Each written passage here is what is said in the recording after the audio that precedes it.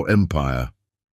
21 years later, his world shattered when he saw her daughter rising as a business star, ready to take him down.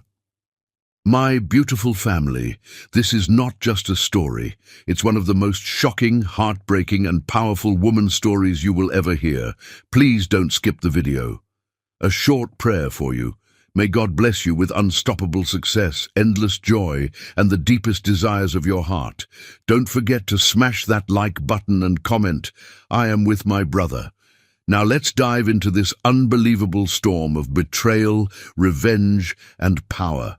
A queen is not made by a crown, but by the moment she refuses to kneel. The October rain hammered against the floor-to-ceiling windows of the Hayes mansion like bullets against armor, each drop a percussion in the symphony of destruction unfolding within. Simone Rivers Hayes sat in the marble foyer, her 8 months pregnant belly straining against the silk of her maternity dress, a dress that had cost more than most people's monthly rent, purchased in happier times when her husband still pretended to love her. Above her, the sound of expensive luggage being dragged across hardwood floors echoed through their 5-bedroom fortress like the death rattles of a dying marriage. Jonathan Hayes, heir to a construction empire worth $47 million, was packing his life away from her with the methodical precision he brought to hostile corporate takeovers. "You knew this day was coming. Simone," his voice drifted down the spiral staircase, cold as winter steel. "Don't act surprised." Simone's dark fingers traced the curve of her swollen abdomen, feeling the baby kick against her ribs as if sensing the chaos surrounding them. She had indeed known. The signs had been accumulating like storm clouds for months.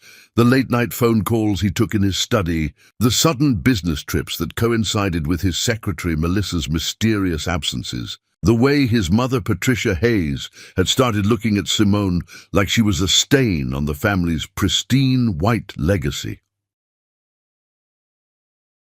3 years of marriage, Simone said quietly, her voice carrying the strength that had gotten her through nursing school while waiting tables, through law school while working at legal aid clinics, through falling in love with a man who had seemed different from every other entitled rich boy she'd ever encountered. 3 years, and you're walking away because our baby doesn't fit your image. Jonathan appeared at the top of the staircase, his 6-foot frame perfectly tailored in a charcoal suit that cost more than most cars. Even in the act of abandonment, he looked like he'd stepped from the pages of Fortune magazine. His blue eyes, the same eyes their unborn daughter would inherit, held no warmth, no regret, only the calculating coldness of a businessman closing a deal. "Don't make this about race," he said, descending the stairs with his monogrammed leather suitcases. "This is about practicality, about the future of the Hayes name and fortune." But Simone knew better. She had heard his mother Beverly's whispered conversations with Jonathan's aunts at the country club. The careful words about maintaining family standards and protecting the bloodline. She had seen how the charity galas stopped inviting her, how business partners' wives suddenly became unavailable for lunch, how the family photos in Hayes Construction's corporate headquarters still displayed Jonathan's college girlfriend, blonde, blue-eyed, safely white. Practicality. Simone stood slowly, her hand braced against the Italian marble banister, her movements graceful despite her condition. At 22, she possessed the kind of beauty that stopped traffic. High cheekbones that spoke of African royalty, skin like burnished bronze, intellect that blazed behind dark eyes that missed nothing. Is it practical to throw away a wife with 2 degrees and a photographic memory? Is it practical to abandon a child who might inherit your business acumen and my analytical mind? Jonathan set his luggage down and pulled an envelope from his jacket pocket. "Here are the divorce papers. I've been generous with the settlement. You'll get the house until it sells, 6 months of living expenses, and healthcare coverage through the birth." Simone took the papers, but didn't open them. Instead, she studied her husband's face, memorizing every line, every expression, cataloging this moment like evidence in a case she intended to win. And then, Then you move on with your life, and I move on with mine." The baby kicked again, harder this time, as if protesting the cavalier dismissal of her existence. Simone placed both hands on her belly, a gesture both protective and defiant. "What about your daughter?" "My daughter?" Jonathan's laugh was bitter as black coffee. "Simone, be realistic. A mixed child doesn't exactly scream Hayes family heir, does it? The board members, the investors, the social circles we move in, they have expectations." "So do I." Simone's voice dropped to a whisper that somehow carried more power than a shout. "I expect the man I married to have a backbone. I expect the father of my child to have honor. I expect someone who claimed to love me to fight for that love, instead of folding like a cheap suit the moment his mommy disapproves." Jonathan's jaw tightened. He hated when she was right, hated how her legal training made her arguments unassailable, hated that even in pregnancy she remained the smartest person in any room they entered together. "This isn't about love, Simone. It never was. It was about potential, about what I thought you could become within our world. But you'll never truly belong, and neither will this baby. I'm saving us all years of pretending otherwise." The rain outside intensified, and lightning illuminated the foyer like a photographer's flash, capturing the moment when Simone Rivers Hayes learned the difference between the man she had married and the man standing before her. "You're right about one thing," she said, her voice steady despite the earthquake occurring beneath her feet. "This baby and I will never belong in your world. We're going to build our own." Jonathan collected his suitcases, his movements now urgent, as if staying another moment might contaminate him with her certainty. "Simone, please, don't make this harder than it has to be. You're young, you're beautiful, you'll find someone else. Someone more suitable." Suitable. She tasted the word like poison. "Someone who won't challenge your board meetings with economic forecasts they can't understand. Someone who won't correct your tax attorney when he makes computational errors. Someone who'll smile and wave and never remind you that intelligence doesn't come in only one color." He was at the door now, his hand on the crystal doorknob that had been a wedding gift from his grandmother. "I've left contact information for my attorneys. Any communication regarding the divorce should go through them. What about the baby?" Jonathan paused, his back still turned. For a moment Simone thought she saw his shoulders tense, thought she glimpsed a flicker of the man who had once traced her pregnant belly with gentle fingers and whispered about teaching their daughter to ride horses and read financial statements. "I'll arrange child support through the lawyers. But don't expect more than that, Simone. Don't expect me to pretend this was ever going to work." And then he was gone, the door closing behind him with the soft click of finality, leaving Simone alone in the mansion that had never truly been her home, surrounded by wedding photos that now looked like evidence of her spectacular naivety. The silence stretched around her like a vast ocean, broken only by the storm outside and the rapid beating of her own heart. She could have collapsed then, could have cried until her throat was raw and her eyes were empty, could have called her mother in Detroit and begged to come home defeated and dependent. Instead, Simone Rivers Hayes walked to Jonathan's study and began opening his filing cabinets. If her soon-to-be ex-husband thought she had spent 3 years as his wife without learning the inner workings of Hayes Construction, he was about to receive his first education in the true depths of her intelligence. The offshore accounts in the Cayman Islands, the tax shelters that skirted the edge of legality, the bribes disguised as consulting fees, the safety violations covered up with cash payments to inspectors. She'd been quietly cataloguing it all, her lawyer's mind filing away each piece of information like ammunition for a war she had hoped never to fight. Now, 8 months pregnant and abandoned, Simone began photographing every document with the digital camera Jonathan had bought her for their last anniversary. Each click of the shutter was a promise, to herself, to her unborn daughter, to the legacy they would build from the ashes of this betrayal. Her phone buzzed with a text message from an unknown number. "Enjoy the house while you can. Don't get too comfortable." B. Beverly. His mother had wasted no time in making her position clear. Simone smiled for the first time in weeks, her reflection in the study window showing a woman transformed. The girl who had been abandoned was gone. In her place stood someone harder, someone hungrier, someone who had just learned that the most dangerous opponent is one who has nothing left to lose and everything to fight for. Jonathan Hayes thought he was abandoning a desperate girl he had just awakened, a woman who would burn his empire to ash. Chapter Scene 2. The Birth of a Queen. The strongest fortresses are built by women who had nowhere left to retreat. The ice storm that descended upon Chicago turned the city into a crystal cathedral, beautiful and treacherous. Power lines snapped under the weight of frozen rain, plunging entire neighborhoods into darkness, while emergency vehicles crawled through streets that had become skating rinks. Inside Northwestern Memorial Hospital, the fluorescent lights flickered ominously as backup generators hummed their mechanical prayers against the storm. Simone Rivers Hayes gripped the hospital bed rails, her knuckles pale against the white metal as another contraction seized her body like a vice made of fire. The monitors beside her bed beeped their electronic symphonies, tracking heartbeats, hers rapid and strong, her daughter's steady as a metronome counting down to freedom. It had been exactly 1 month since Jonathan's abandonment, 1 month since she had discovered the true nature of the man she had married.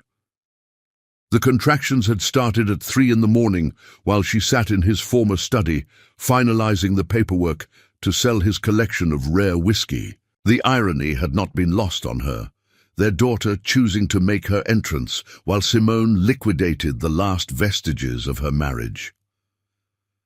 "How are we doing, sweetheart?"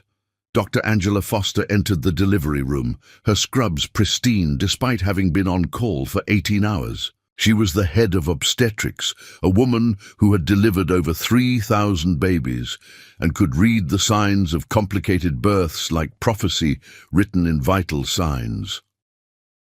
"We're magnificent," Simone replied through gritted teeth, refusing to admit weakness even as her body prepared to split in half. She had been in labor for 14 hours, her water breaking while a blizzard raged outside, and her phone remained silent as a tomb.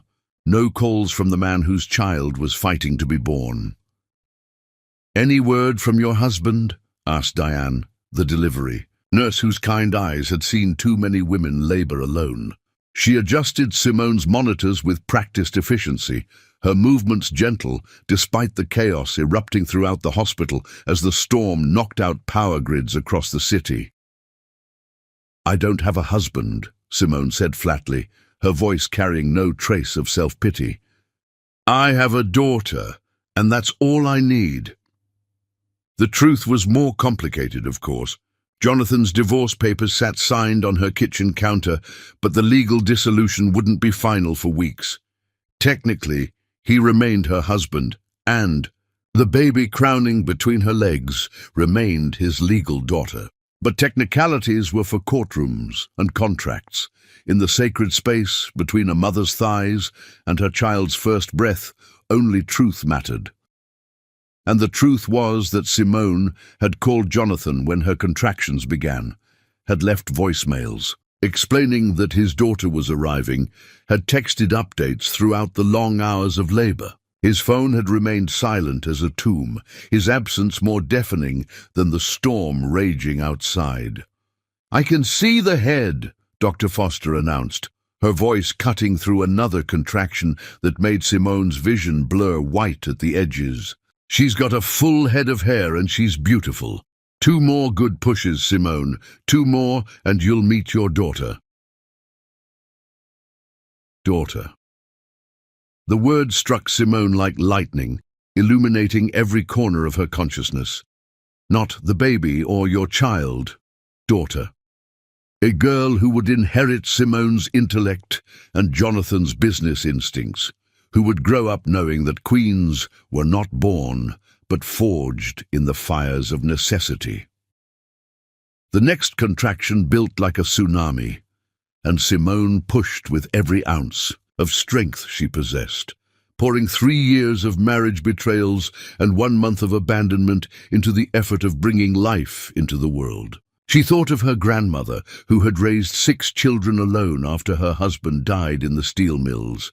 She thought of her mother, who had worked 3 jobs to send Simone to college.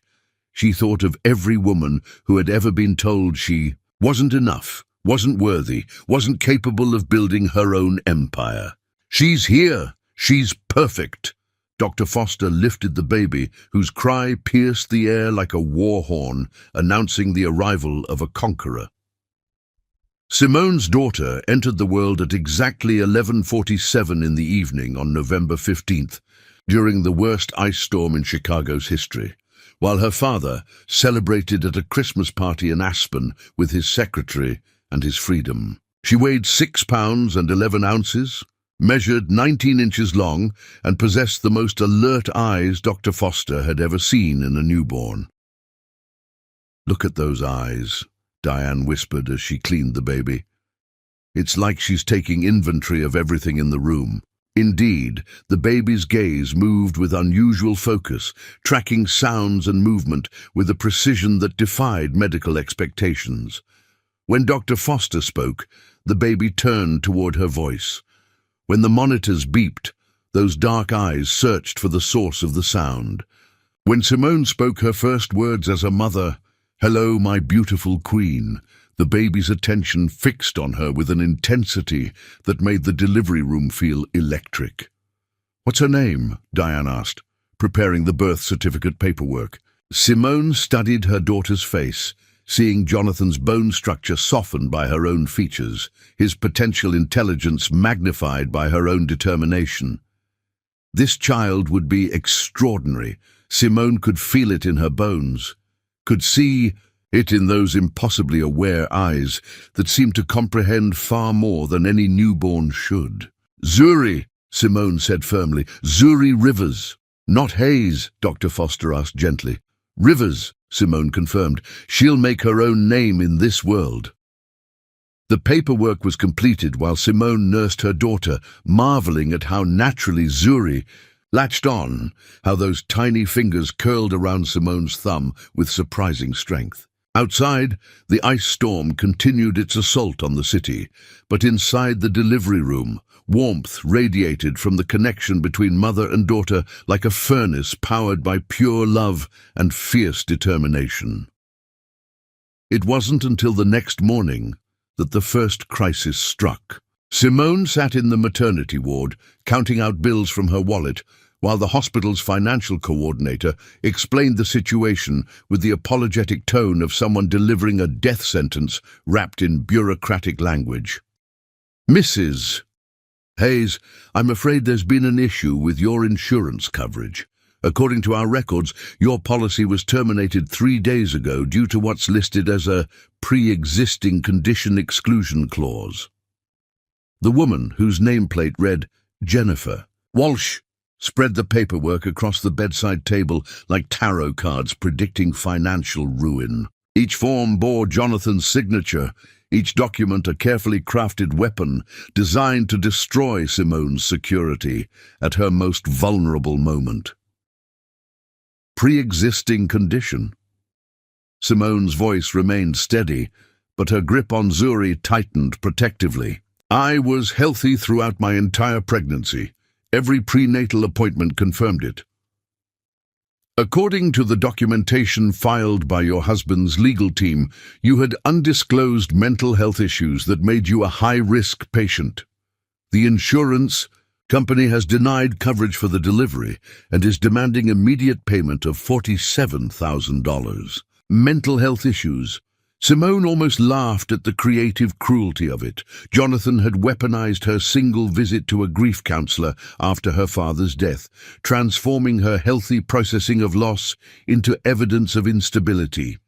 He had planned this abandonment with the precision of a military campaign, ensuring she would emerge from their marriage not just heartbroken, but financially devastated.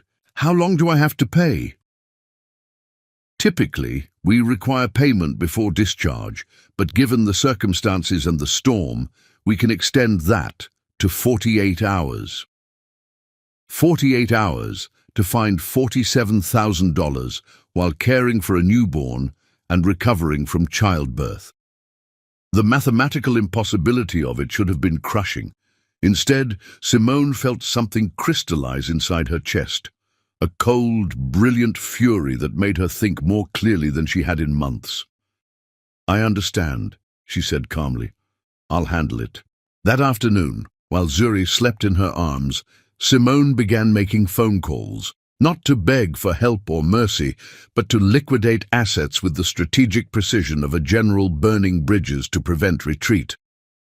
The diamond earrings Jonathan had given her for their first anniversary, sold to a jewelry buyer who made house calls to the hospital. The designer handbags she'd accumulated as a Hayes wife, consigned to a luxury resale shop whose owner was intrigued enough by Simone's story to offer premium prices. But it wasn't enough, even with every valuable item she could reach from her hospital bed converted to cash. She was still short $15,000. That's when Simone made the call that would change everything. "Hayes Construction, this is Melissa speaking." Simone smiled at hearing the voice of her replacement, the 23-year-old secretary who had stolen her husband and was about to learn the difference between winning a battle and surviving a war. "Melissa, this is Simone. I need to speak with Jonathan immediately." "Mrs. Hayes, he's in a meeting. Tell him his daughter was born yesterday and the hospital wants payment before they release us. Tell him he has 1 hour to call me back, or I start making phone calls to the IRS about those Cayman Island accounts I photographed." The line went quiet for so long, Simone wondered if Melissa had fainted. "I'll get him right away." Jonathan called back in 17 minutes. "Simone, you can't be serious about threatening me." "I'm not threatening you," Simone interrupted, her voice carrying the mathematical precision she used when solving complex equations. "I'm explaining cause and effect. You filed fraudulent insurance claims to stick me with medical bills we both know I can't pay. I have evidence of your tax evasion schemes that could send you to federal prison. We can resolve this like adults, or we can see who has better lawyers." The silence stretched between them like a tightrope over an abyss. "How much do you need?" $15,000, transferred to the hospital account within the hour. "And then this goes away." "This goes away," Simone confirmed. "But Jonathan, this is the last time I ask you for anything. The last time I acknowledge you as anything more than a sperm donor. The last time you have the power to hurt me." The money arrived 37 minutes later. As Simone signed the discharge papers, Zuri sleeping peacefully in her car seat, Dr. Foster approached with a gentle smile and a small wrapped package. "I don't usually do this," the doctor said, "but I wanted to give you something for Zuri. It's a book, stories of strong women who changed the world. I have a feeling she's going to need inspiration for the empire she's destined to build." Simone accepted the gift with tears she refused to let fall. "How did you know?" "Honey, I've delivered thousands of babies. Some come into this world ready to follow. Others come ready to lead. Your daughter." Dr. Foster glanced at Zuri, whose eyes were open despite the late hour, tracking the conversation with impossible focus. "She's going to rule whatever kingdom she chooses to build." As Simone carried Zuri through the hospital corridors toward the exit, past the other new mothers with their supportive husbands and extended families, she felt no envy or loneliness. Instead, she felt the weight of infinite possibility. The ice storm had ended, leaving Chicago transformed into a crystalline wonderland that sparkled under the winter sun. The city looked different, cleaner, as if the storm had washed away everything unnecessary and left only what was strong enough to survive. Simone loaded Zuri into the back seat of her Honda Civic, Not the luxury SUV Jonathan had driven away, but reliable transportation that belonged entirely to her. As she started the engine, her daughter made a sound that could have been interpreted as contentment, or could have been the first note of a war cry that would echo through the business world for decades to come.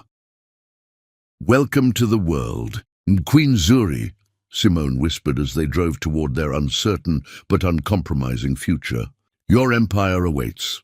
While Jonathan celebrated Christmas with his secretary, Simone Rivers was teaching her newborn daughter that survival was just the first lesson in building an empire. Chapter 3. The Say. Forge of fire. Diamonds form under pressure that would crush weaker stones to dust. The alarm screamed at 4:30 in the morning, but Simone Rivers had been awake for an hour, reviewing financial reports by the pale light of a desk lamp, while her 6-month-old daughter slept in a bassinet beside her bed. The numbers on the pages told a story of careful survival.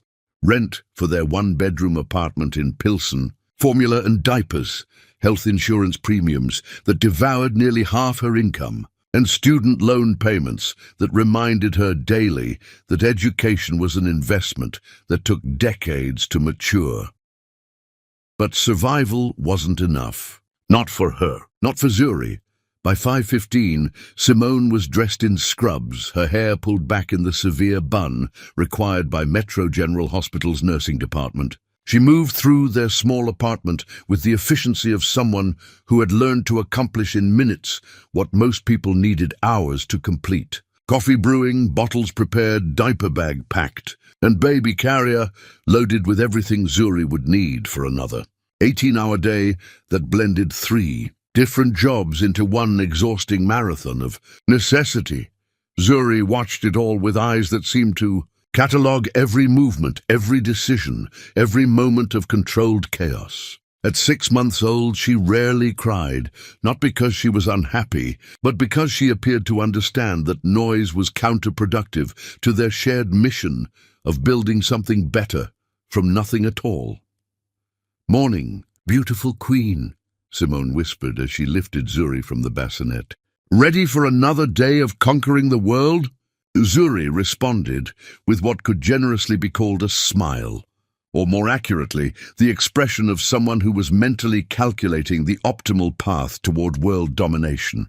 Her dark eyes, Jonathan's eyes, though Simone tried not to think about that, tracked everything with the focus of a surveillance camera recording evidence for future use.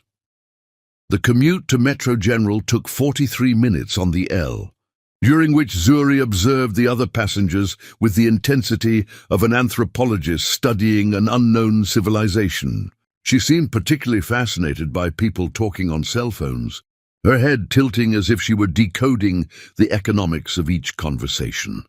Metro General Hospital existed in a state of barely controlled chaos that made it the perfect training ground for someone learning to thrive under pressure. As a charge nurse in the emergency department, Simone managed 12 other nurses while treating everything from gunshot wounds to heart attacks to the mundane emergencies that comprised the bulk of urban medicine.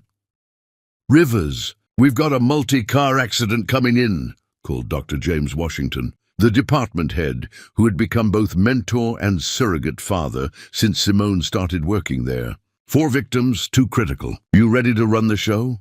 "Always," Simone replied, settling Zuri into the hospital daycare that served the children of staff members who couldn't afford traditional childcare. It was a colorful room filled with toys and books, staffed by retired nurses who treated the children like grandchildren they'd never had.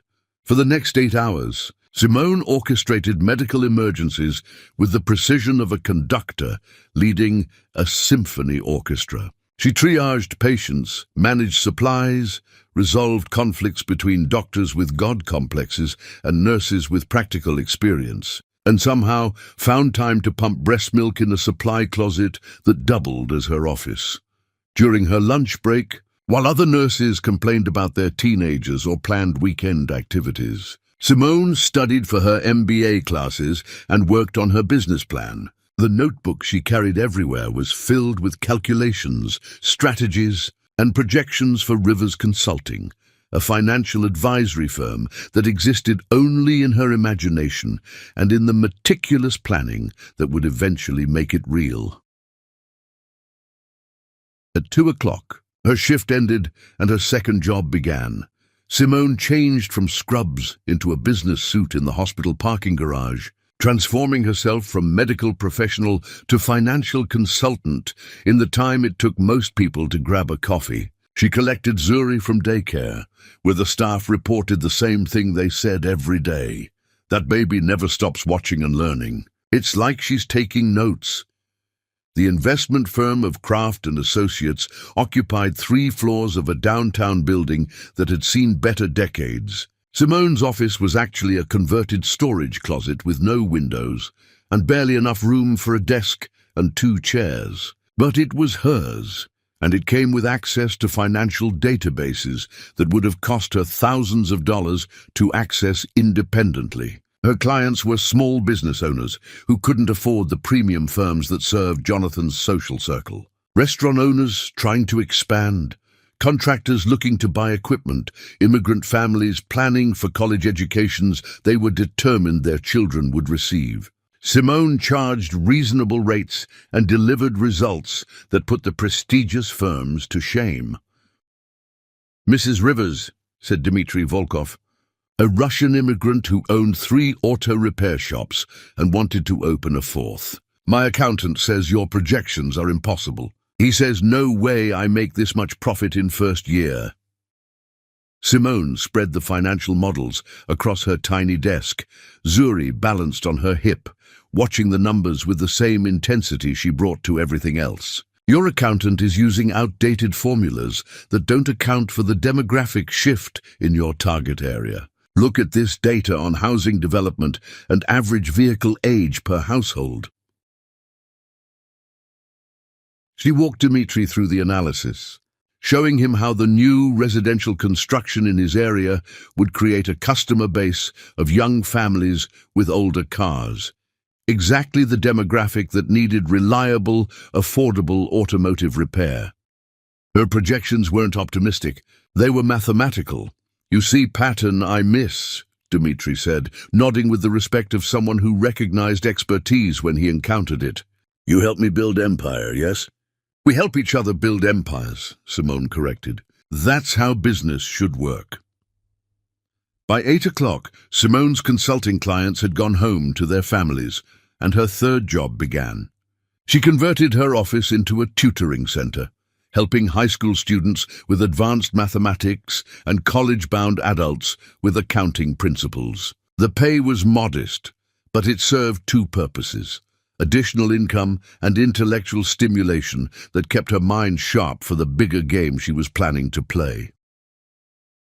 "Miss Rivers," said Keisha Williams, a 17-year-old whose single mother worked 3 jobs to pay for SAT prep classes. "I don't understand how you do all this with a baby."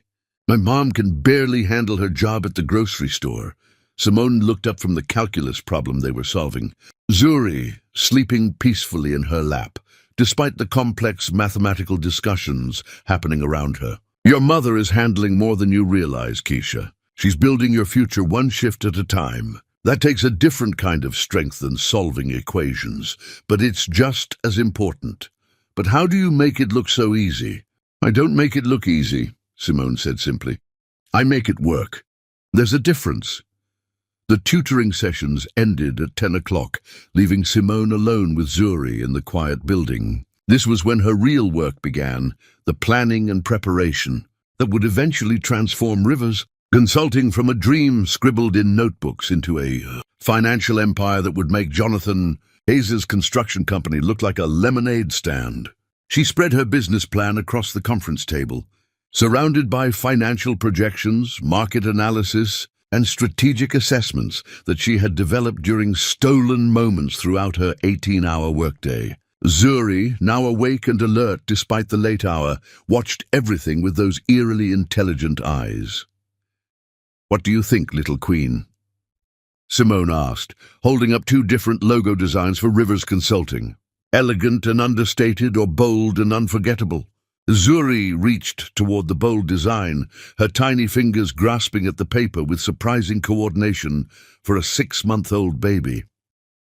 "Bold it is," Simone agreed. "We're not building a company that blends in with the crowd." The commute home on the nearly empty L train gave Simone time to review the day's accomplishments and plan tomorrow's objectives. Zuri slept against her chest, but even in sleep, her breathing seemed to sync with the rhythm of the train wheels, as if she were unconsciously learning the patterns of urban movement. Their apartment building in Pilsen was a 4-story walk-up that had been converted from a factory sometime in the previous century. The hallways smelled like cooking spices and industrial cleaner, and the walls were thin enough that Simone could hear her neighbors' television programs, arguments and celebrations. But the rent was affordable, the neighborhood was safe, and the apartment faced east, giving them morning sunlight that made everything seem possible. Inside their apartment, Simone settled into the evening routine that had become as automatic as breathing. Zuri's feeding and diaper change, the preparation of formula for the next day, the review of tomorrow's schedule, and the 30 minutes of reading financial journals that kept her current with market trends and investment strategies. But tonight was different. Tonight, Zuri didn't fall asleep after her feeding. Instead, she lay in her crib, making soft, babbling sounds that seemed almost conversational, as if she were trying to communicate something important. "What is it, beautiful queen?" Simone leaned over the crib, studying her daughter's face in the soft glow of the nightlight.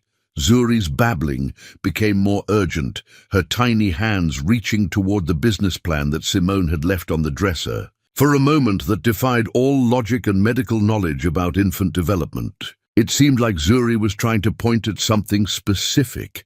Simone followed her daughter's gaze to the financial projections for Rivers Consulting's first year of operation. The numbers looked solid, conservative even, based on careful market research and realistic assumptions about client acquisition and revenue growth. But as she studied the projections with fresh eyes, seeing them from the perspective of someone who had just spent 18 hours solving other people's financial problems, Simone realized her estimates were too modest. The demand for intelligent, affordable financial consulting was higher than she had calculated. The potential for growth was exponentially greater than her careful projections suggested. "You're right," she whispered to Zuri, who seemed to smile in response. "We're thinking too small." By Zuri's first birthday, Simone had saved enough money to cover 6 months of basic expenses, established relationships with potential clients who were eager to work with Rivers Consulting, and developed a business plan so comprehensive that it could serve as a textbook for entrepreneurial success.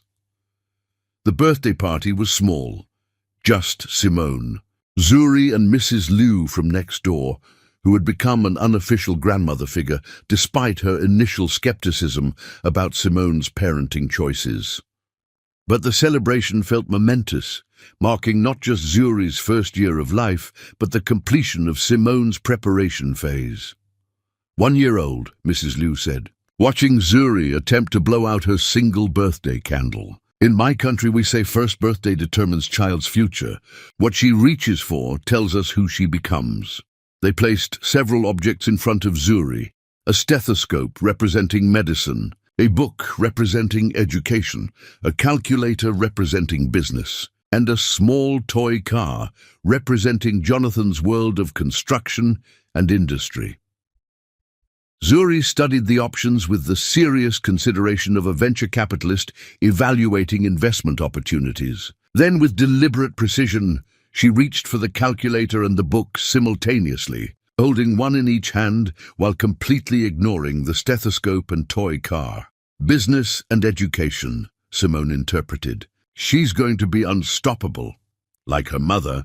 Mrs. Liu observed with approval. Jonathan Hayes had destroyed Simone's safety net. He had no idea he'd just forced her to grow wings of steel. Chapter: Good to the first victory. Revenge is a dish best served by hands that built themselves an empire while waiting. The mahogany conference table at Chicago City Hall gleamed under fluorescent lights as Simone Rivers arranged her presentation materials with the precision of a surgeon preparing for a life-saving operation. Across from her sat 3 representatives from Hayes Construction, including Jonathan himself, who had arrived 15 minutes late in a display of arrogance that would have intimidated a lesser opponent. But Simone was no longer the abandoned wife he had discarded 3 years ago. At 25, she commanded Rivers Consulting with the authority of someone who had transformed 18-hour workdays into stepping stones toward empire. Her black suit was tailored perfectly, her presentation bound in leather that whispered power, her confidence radiating the kind of energy that made city officials lean forward in anticipation. 2-year-old Zuri sat beside her in a miniature chair, dressed in a navy dress that matched her mother's professional attire. To outside observers, bringing a toddler to a municipal contract meeting seemed either desperate or unprofessional. They had no way of knowing that Zuri possessed an IQ that testing centers refused to quantify, or that she had spent the previous evening reviewing architectural blueprints with the focused attention most children reserved for cartoon programs. "Gentlemen," Simone began, her voice cutting through the room like a blade through silk, "you've asked 3 firms to propose solutions for the Lincoln Park Community Center renovation project. 2 of those firms will give you standard approaches that meet basic requirements. Rivers Consulting will show you how to build something extraordinary." Jonathan's jaw tightened as he recognized the tone she used when she was about to devastate an opponent with superior preparation and relentless logic. During their marriage, that tone had been reserved for dismantling his tax attorney's mistakes or correcting his business partner's mathematical errors. Now it was aimed directly at his professional reputation. "Mrs. Rivers," interrupted Councilman David Murphy, glancing nervously between Simone and Jonathan, "while we appreciate your enthusiasm, Hayes Construction has been serving this city for over 20 years. Perhaps we should hear their presentation first, given their established track record." "Track record," Zuri said clearly, her 2-year-old voice carrying through the conference room like a perfectly timed punchline. Every head turned toward the toddler, who sat with her small hands folded, dark eyes moving between the adults with calculating intelligence that made seasoned politicians uncomfortable.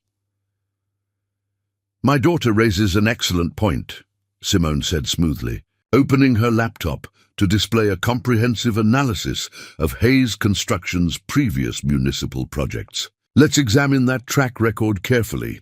The next 30 minutes unfolded like a master class in strategic demolition. Simone presented evidence of cost overruns on Hayes Construction's last 4 city projects, safety violations that had been quietly settled out of court, and timeline failures that had become legendary among city planners who had learned to add 6 months to any Hayes Construction estimate.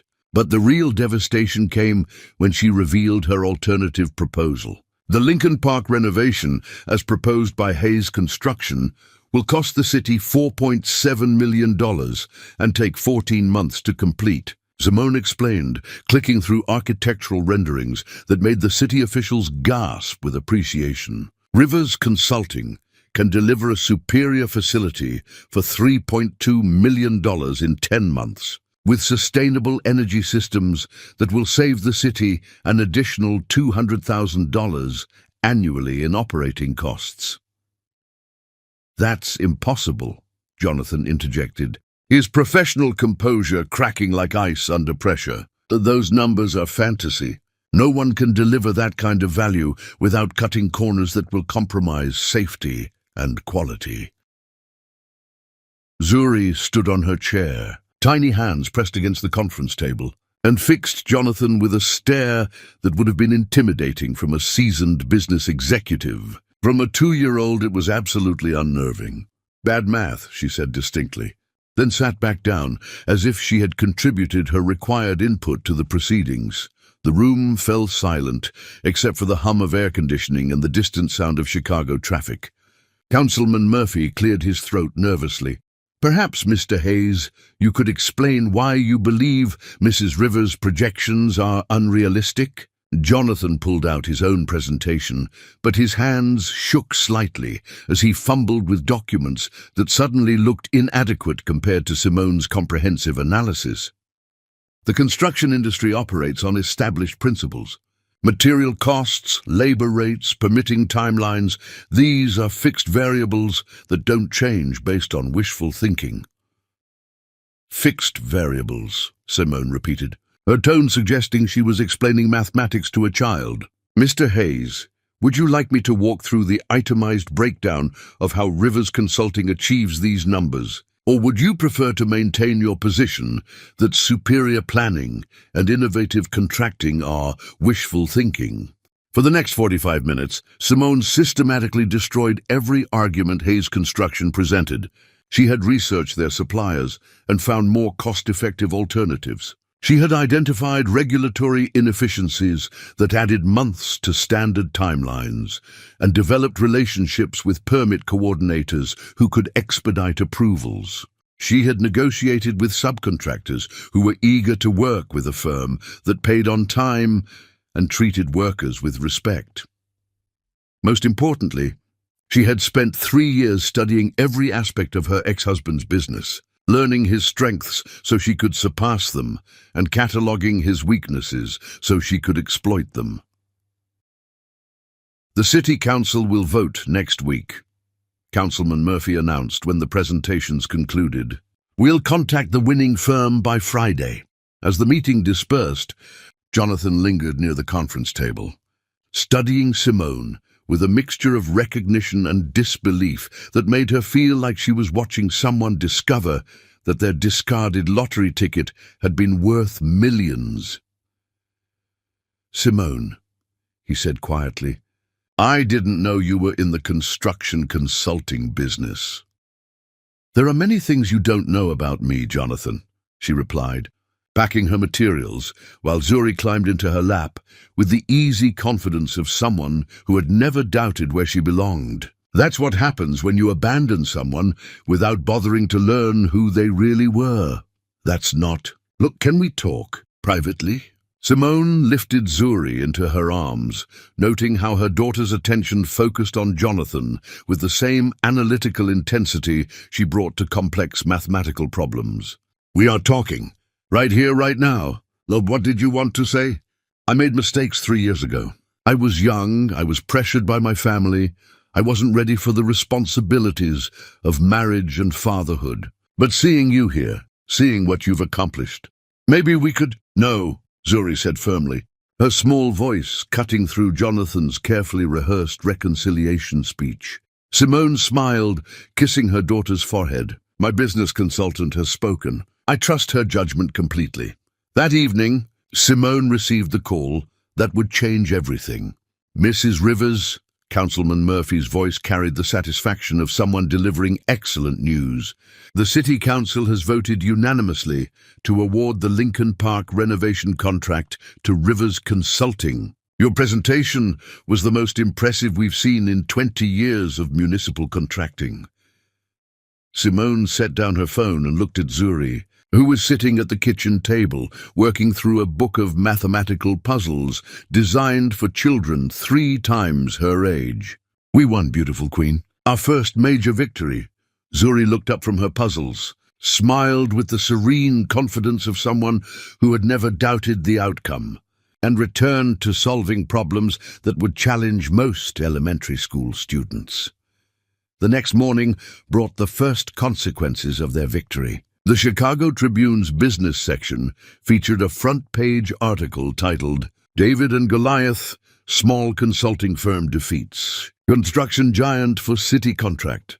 The article included photographs of both presentations, quotes from city officials praising Rivers Consulting's innovative approach, and a sidebar analysis of Hayes Construction's recent struggles with cost overruns and timeline failures. Jonathan called 3 times. Simone deleted each voicemail without listening. But the real impact became clear when Dmitry Volkov arrived at her office with a bottle of expensive champagne and a business proposal that would triple the size of Rivers Consulting overnight. "Mrs. Rivers," he said, his Russian accent thick with excitement, "every small business owner in Chicago is talking about how you destroyed Hayes Construction. Everyone wants to work with women who can make impossible numbers become reality." By the end of the month, Rivers Consulting had signed contracts worth over $2 million in annual revenue. Simone hired her first employee, then her second, then moved to larger office space in a building that whispered success instead of desperation. At 4 years old, Zuri Rivers watched her mother defeat the man who abandoned them. She learned that power isn't inherited, it's taken. Chapter 5, The Prodigy's Rise, a genius raised by a warrior, becomes an unstoppable force of calculated destruction. The conference room at Rivers Consulting buzzed with the controlled chaos of a business that had grown from kitchen table dreams into a 23-employee operation that had expanded from its initial $2 million in annual revenue to over $12 million in contracted business. Simone Rivers, now 27 and wearing the kind of power suit that made competitors wonder how they had underestimated her for so long, reviewed quarterly projections while her 4-year-old daughter sat cross-legged on the floor, surrounded by architectural blueprints that she studied with the intensity of a master strategist planning a campaign.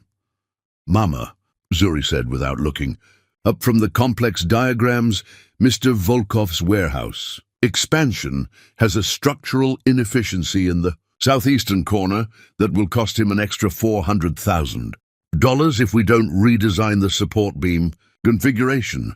The room fell silent. 3 senior consultants, 2 junior analysts, and 1 structural engineer stopped their discussions to stare at the preschooler who had just identified a flaw that had eluded their collective expertise for 2 weeks. "Show me," Simone said calmly, as if having construction analysis provided by someone who still needed a booster seat was the most natural thing in the world. Zuri stood, walked to the blueprint table with the confident stride of someone who had never doubted her right to command attention, and began tracing structural lines with a finger that barely spanned the width of a pencil mark. "See here," she explained, her vocabulary far exceeding that of children twice her age. "The load distribution follows this pattern, but the soil compression data shows weakness in this quadrant. If we move the main support 12 feet northwest and add secondary reinforcement here and here, we eliminate the problem and save enough steel to reduce costs by exactly $407,000. Daniel Kim, the structural engineer Rivers Consulting, contracted for complex projects, pulled out his calculator and spent 10 minutes verifying Zuri's assessment.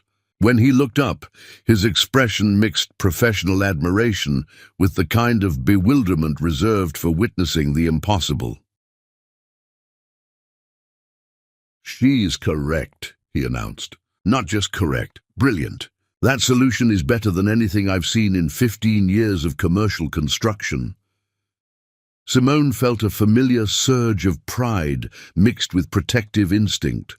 Zuri's intellectual gifts were becoming impossible to hide, and she knew that extraordinary children attracted both opportunities and dangers in equal measure.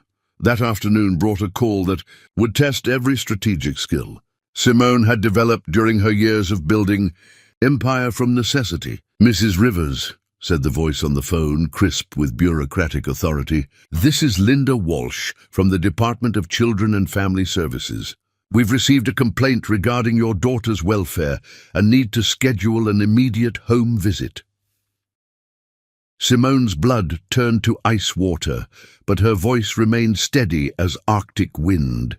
"What specific complaint? Anonymous reports suggest you're exploiting your child for business purposes, denying her normal childhood experiences, and possibly causing psychological harm through excessive academic pressure." Anonymous reports. Simone didn't need to guess the source. Jonathan Hayes had finally realized that his abandoned daughter was becoming a business asset worth millions, and he was moving to eliminate her competitive advantage through legal manipulation. "I'll be happy to accommodate your investigation," Simone replied with the calm confidence of someone whose records were immaculate and whose conscience was clear. When would be convenient? 3 days later, Linda Walsh arrived at the Rivers apartment with a clipboard full of questions, a camera for documentation, and the skeptical expression of someone who had seen too many cases of parental exploitation disguised as educational opportunity. She found Zuri in the living room, working on a jigsaw puzzle depicting the molecular structure of DNA while humming Mozart's piano sonata in C major. The 4-year-old looked up when the social worker entered, smiled politely, and returned to her puzzle without apparent stress or anxiety. "Hello, Zuri," Linda said, settling into a chair across from the child. "I'm Linda. I wanted to talk to you about your life here with your mama." "Hello, Miss Linda," Zuri replied, her diction precise and her manner completely relaxed. "Are you here because someone told you I'm unhappy?" The directness of the question caught Linda off guard.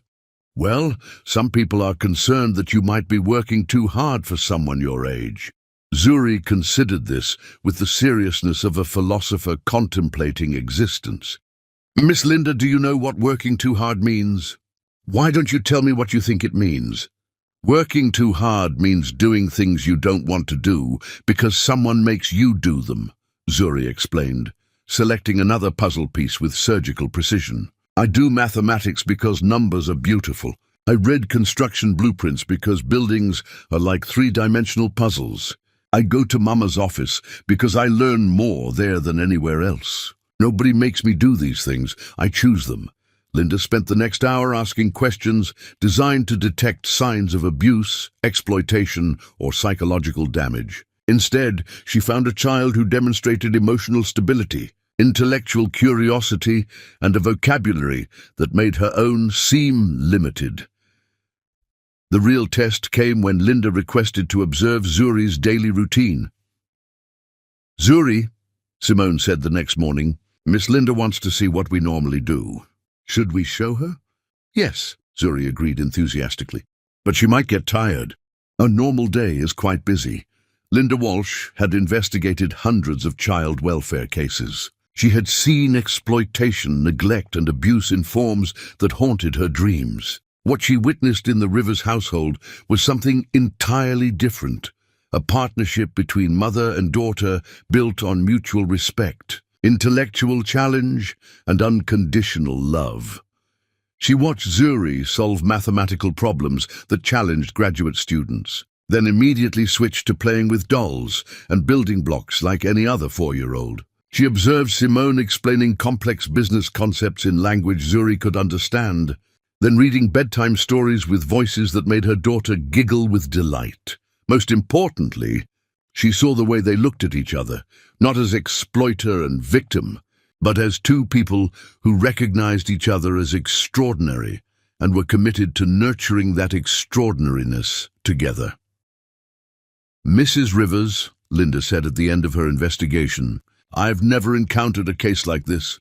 Your daughter is remarkably gifted, but more importantly, she's remarkably happy. Whatever you're doing it right." The report Linda filed would protect Zuri from future harassment, but it also attracted attention from unexpected sources. Dr. Helen Morrison from the University of Chicago's Child Development Center called the following week. "Mrs. Rivers, we rarely make unsolicited contact, but Zuri's test scores have reached our attention. We'd like to invite her to participate in our Gifted Children's Research Program. What would that involve?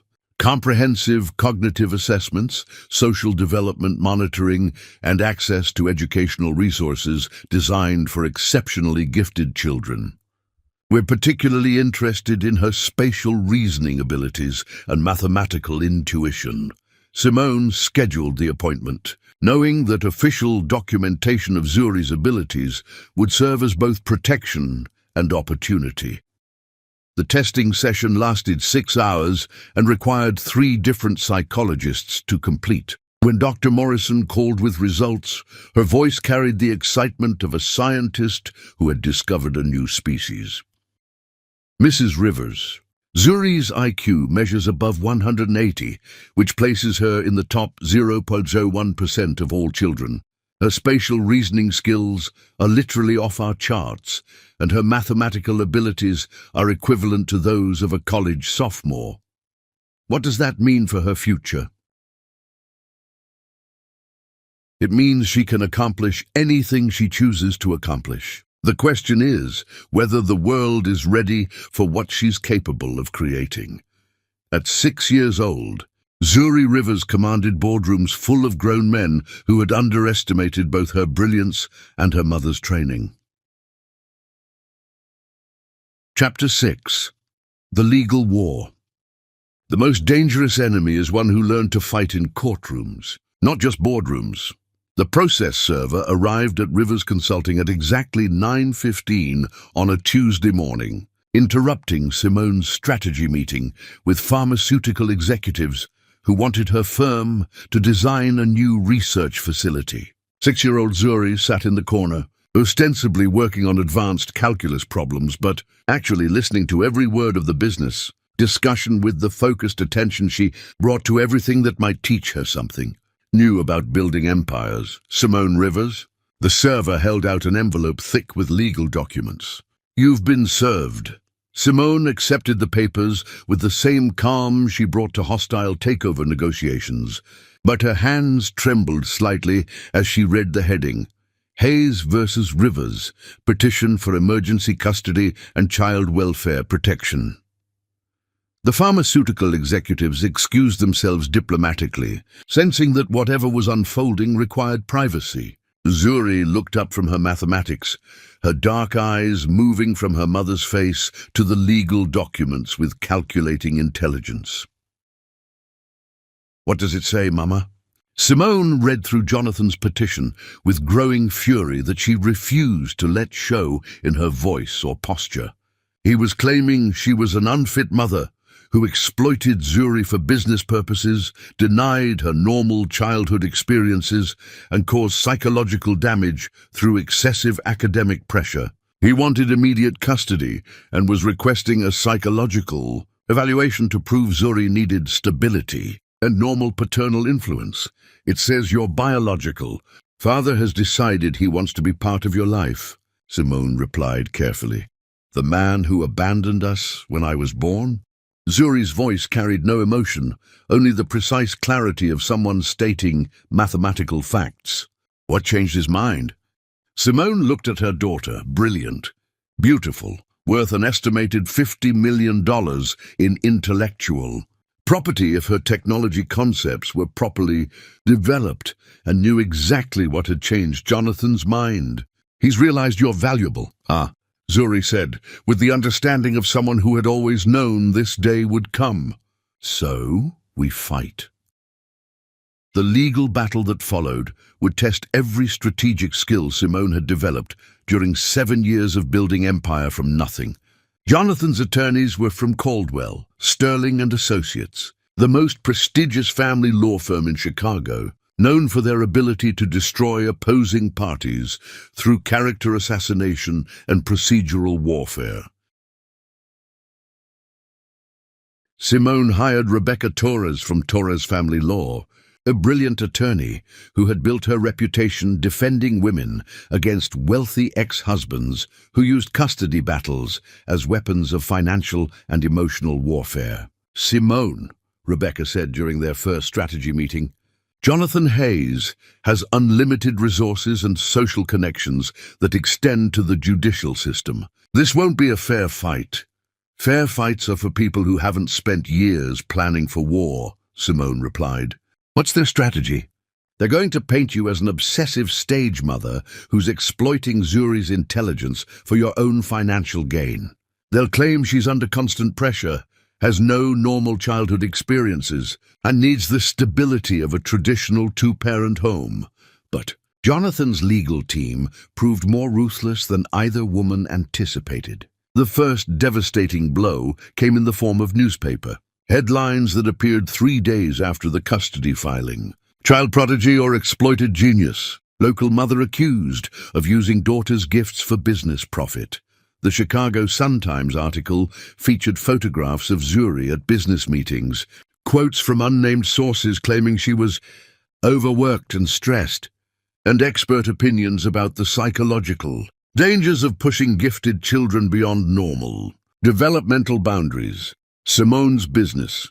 Phone began ringing immediately. Clients cancelled contracts, potential projects were put on hold, and employees started updating their resumes as Rivers Consulting's reputation crumbled under media scrutiny. 6 major clients cancelled contracts within the first week. Rivers Consulting's projected annual revenue dropped from $12 million to $4 million overnight.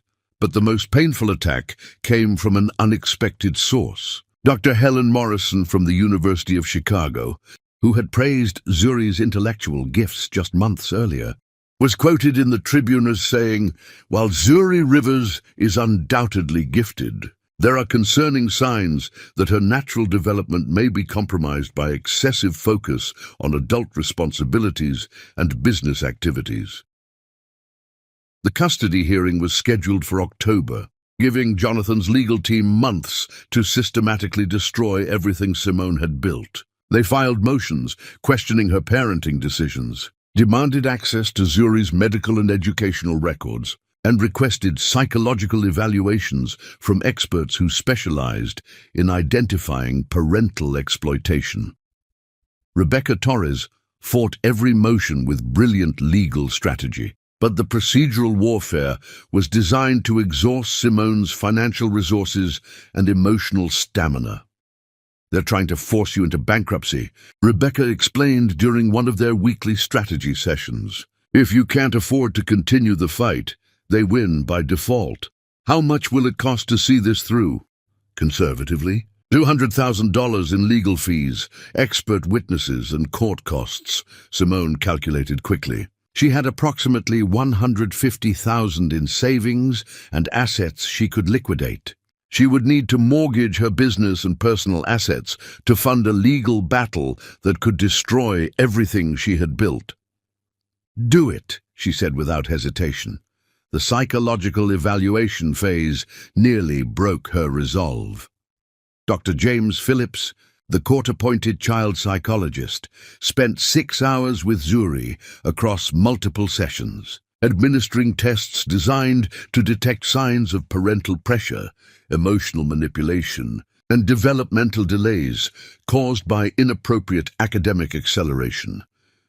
When his report was filed with the court, it contained language that made Simone's blood run cold. Subject displays signs of anxiety related to performance expectations and appears to have been conditioned to prioritize intellectual achievement over normal childhood development. Recommendation for supervised visitation with biological father, while primary custody transitions to more stable parental environment.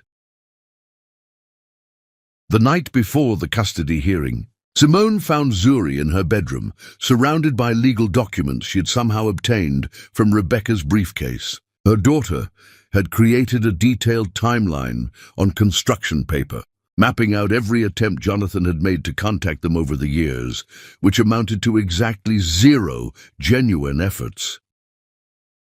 "Mama," Zuri said without looking up from the papers, "I understand what's happening tomorrow.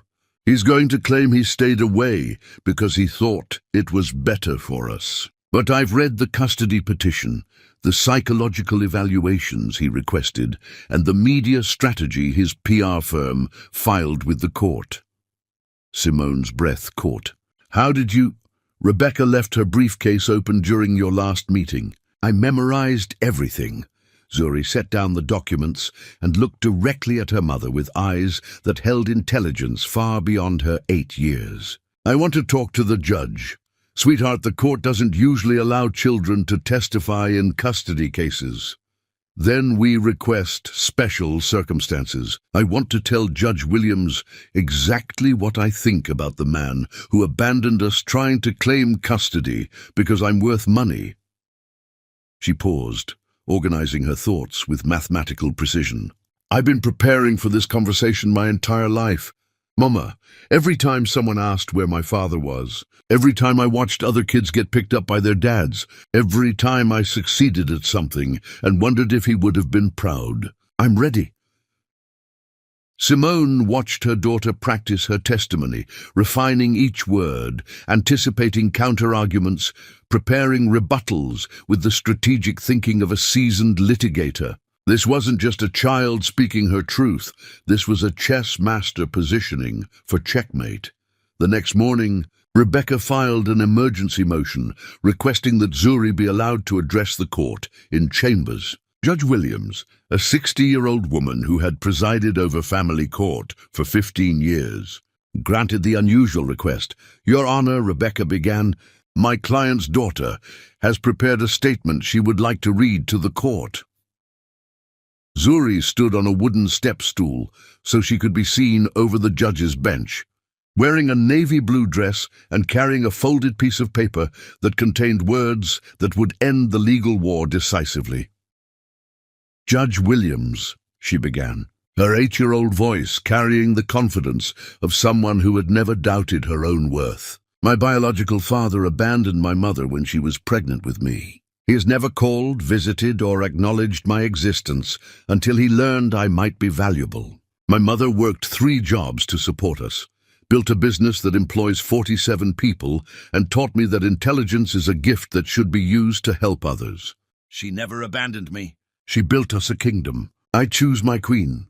The courtroom fell silent as Zuri continued, her words cutting through years of legal maneuvering with the clarity of absolute truth.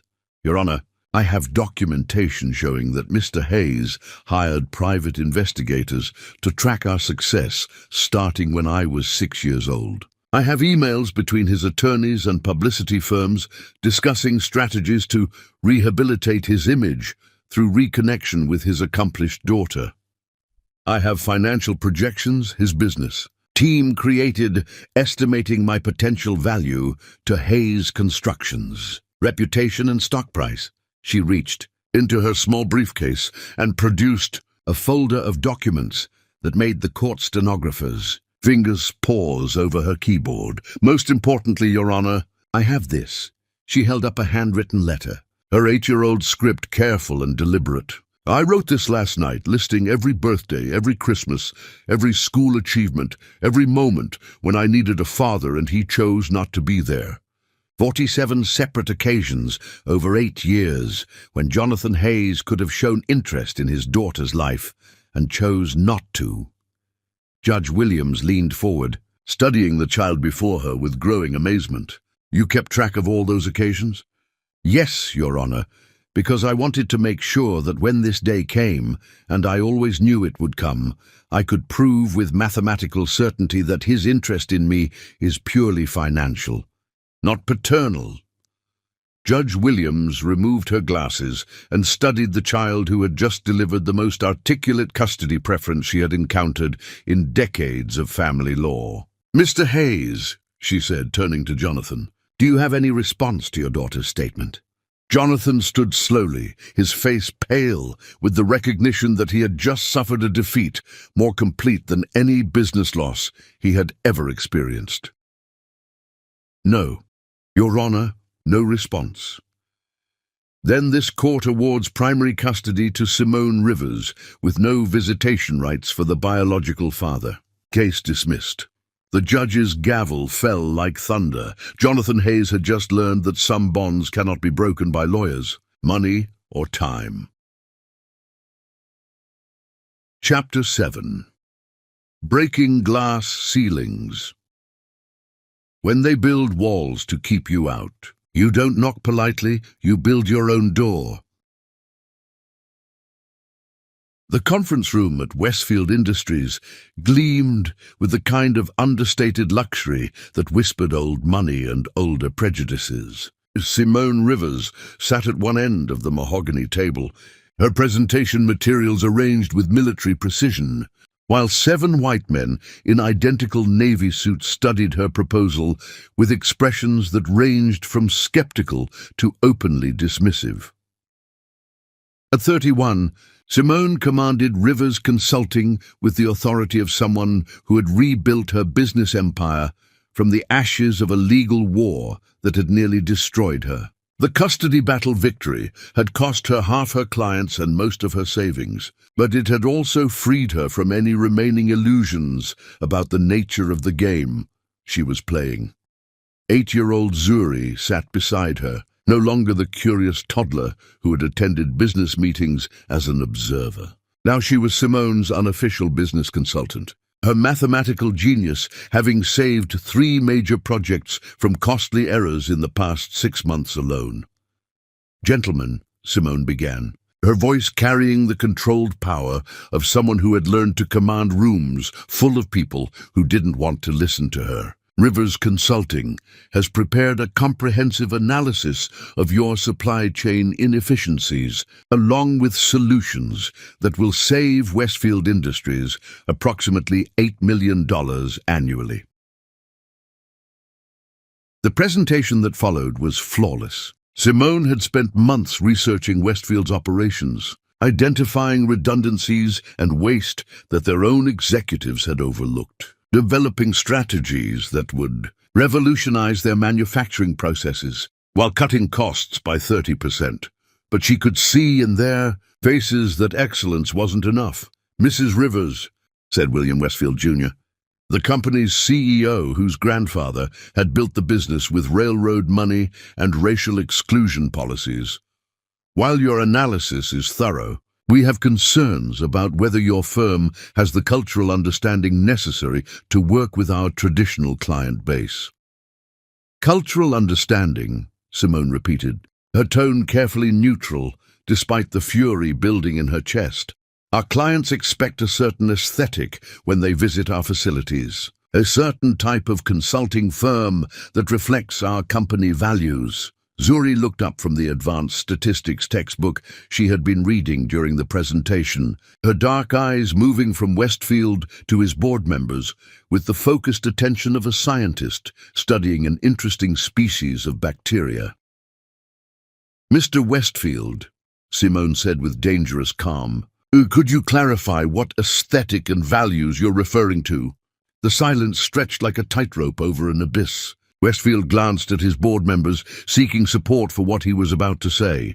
"Look, Mrs. Rivers, you're obviously intelligent, but Westfield Industries has been family-owned for 3 generations. We work with consulting firms that understand our heritage, firms that share our traditional approach to business relationships." "Traditional," Zuri said clearly, her 8-year-old voice cutting through the corporate euphemisms like a blade through silk. Every head turned toward the child who had just summarized their entire conversation in a single word that made grown men shift uncomfortably in Italian leather chairs. "My daughter raises an excellent point," Simone said, beginning to pack her presentation materials with movements that appeared casual, but carried the precision of someone preparing weapons. "Traditional approaches have led to the supply chain problems that are costing you millions annually. Perhaps it's time to consider whether your traditional values are more important than your traditional profits." They left Westfield Industries with their dignity intact and their business plan rejected. But Simone had recorded the entire meeting on her phone, knowing that battles were not always won in the room where they were fought.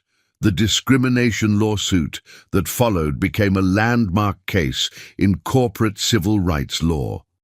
Torres Family Law, representing Rivers Consulting, presented evidence of systematic exclusion based on race and gender, including recorded conversations that demonstrated deliberate discrimination disguised as business decisions. Westfield Industries' legal team tried every strategy from denial to character assassination. But they were fighting against documented evidence and a legal system that had finally begun to take corporate discrimination seriously.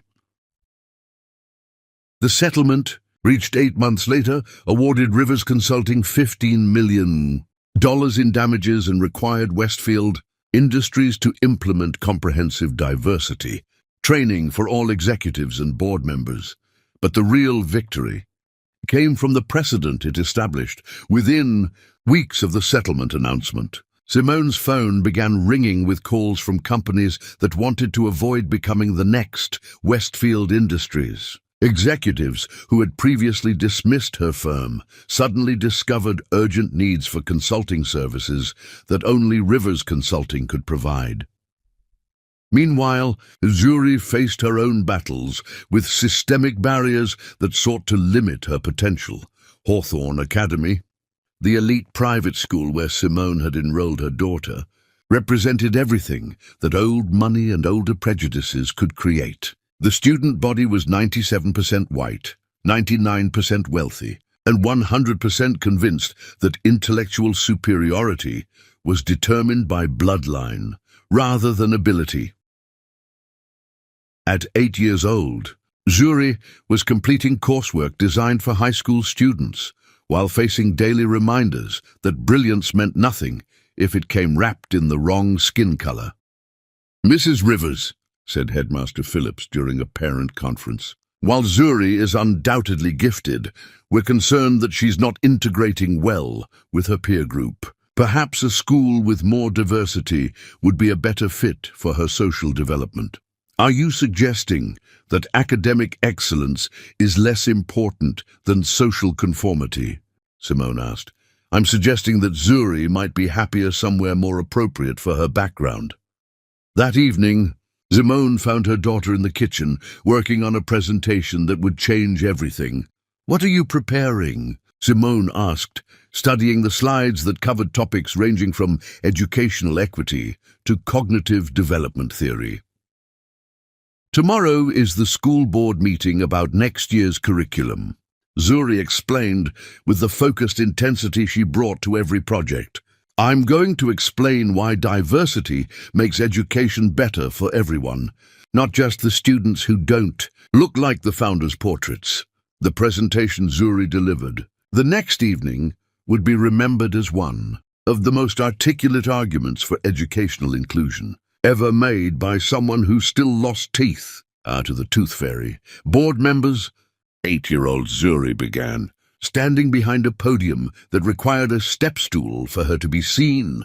"Hawthorne Academy teaches us that excellence is our tradition.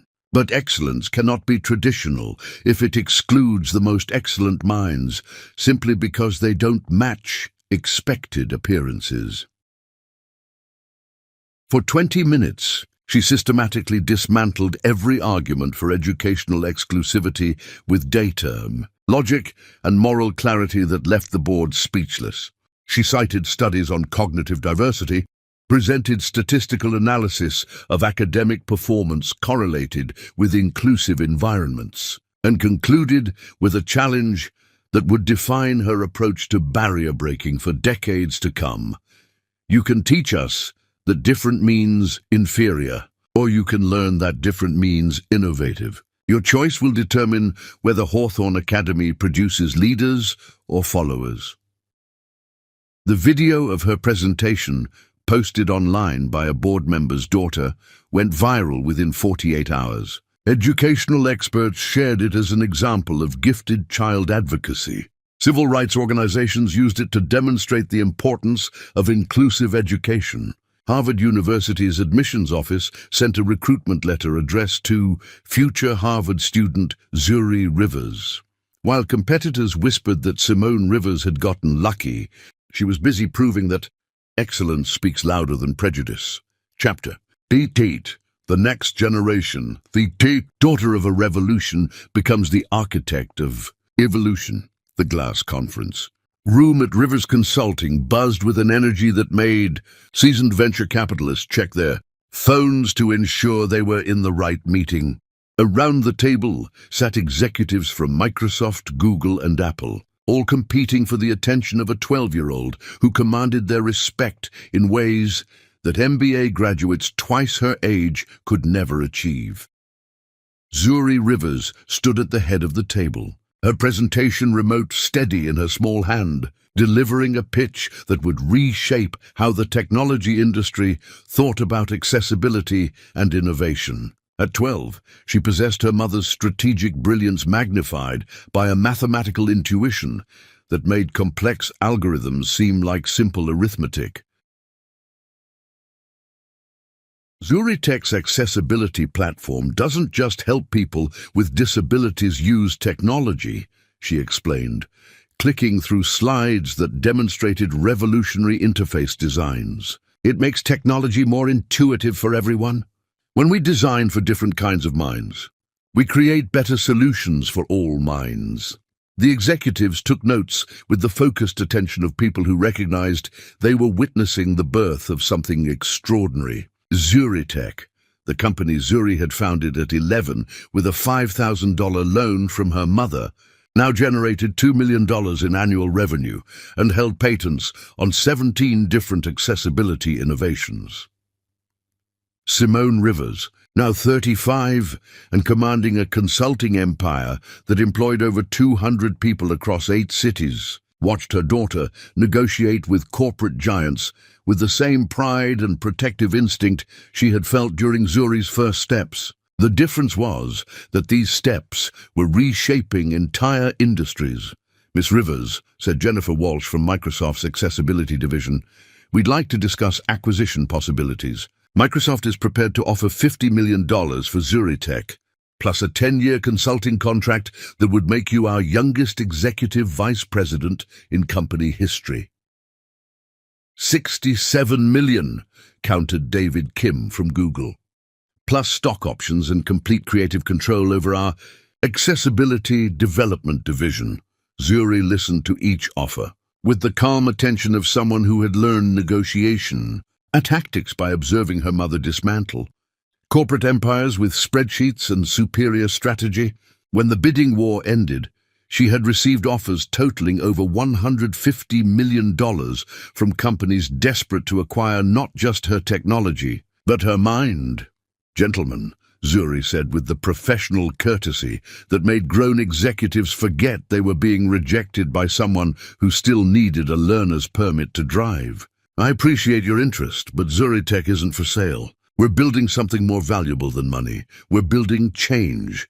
The meeting ended with handshakes, business cards, and the kind of respectful disappointment that came from being outmaneuvered by superior intelligence. As the executives filed out, discussing backup strategies and licensing agreements, mother and daughter sat alone in the conference room that had become their shared kingdom. Proud of you, beautiful queen, Simone said, reviewing the contract offers that Zuri had declined without hesitation. They don't understand yet, Zuri replied, already focused on her next presentation. They think they can buy innovation, but innovation comes from necessity, not acquisition. The success of Zuritech brought attention that transformed their lives in ways both empowering and invasive. Technology magazines featured Zuri on their covers. Business schools invited her to speak about entrepreneurship and accessibility design. Harvard University sent quarterly letters reminding her that admission was guaranteed whenever she felt ready for college-level coursework. But success also attracted predators. The first attempt at manipulation came through Thomas Butler, a venture capitalist who specialized in representing the interests of young entrepreneurs who needed experienced guidance to navigate complex business negotiations. Mrs. Rivers, Butler explained during a lunch meeting at Chicago's most expensive restaurant, Zuri is obviously brilliant, but the technology industry can be challenging for someone her age. My firm specializes in providing strategic support that protects young innovators from making costly mistakes.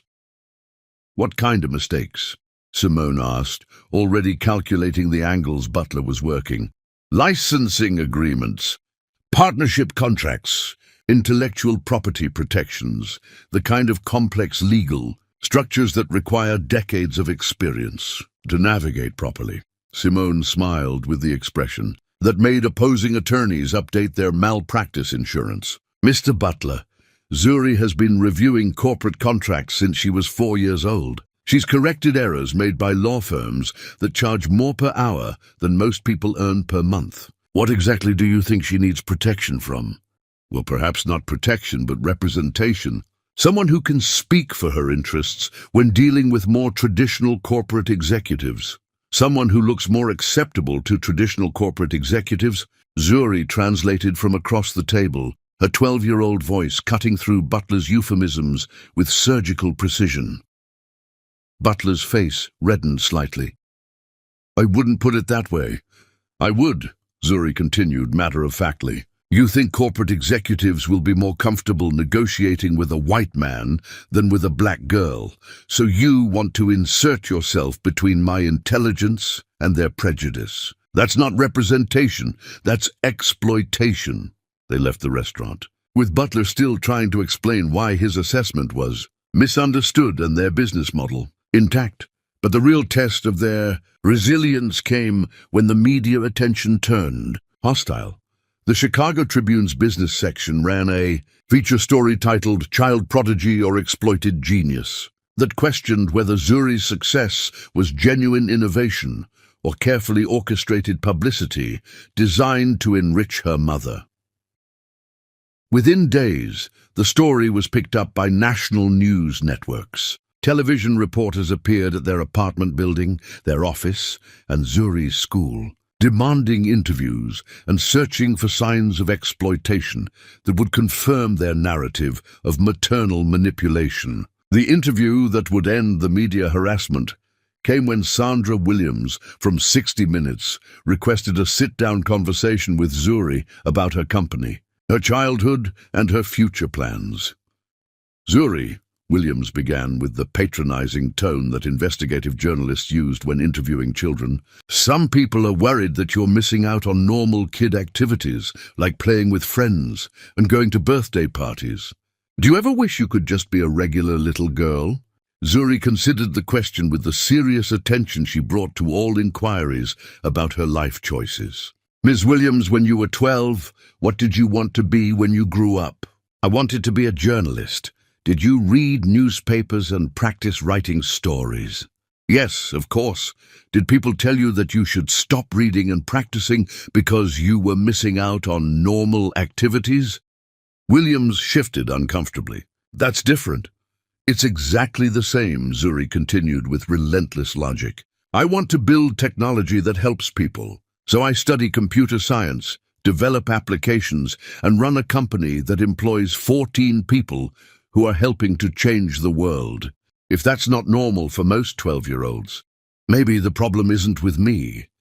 The segment that aired 3 weeks later portrayed Zuri as a brilliant, articulate young woman who had found her passion early and pursued it with the full support of a mother who understood that exceptional children required exceptional opportunities. But the real validation came from an unexpected source. Dr. Helen Morrison, the child development expert who had praised Zuri years earlier before being pressured to recant her support, published a research paper titled "Cognitive Excellence and Optimal Development in Gifted Children."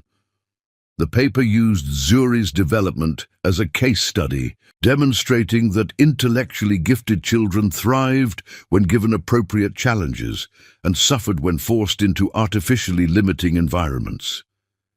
Meanwhile, Zuritech continued growing at a pace that made industry analysts revise their projections monthly. The company's accessibility innovations were licensed to major technology firms, generating revenue that transformed Zuri from a curious child into a serious player in the global technology marketplace. The approach came through Marcus Webb, a business development consultant who claimed to represent interested parties who wanted to discuss partnership opportunities with Zuritech. "Miss Rivers," Webb explained during what appeared to be a routine business meeting, "my clients are impressed by your accessibility innovations and would like to explore licensing agreements that could expand your market reach exponentially." "Who are your clients?"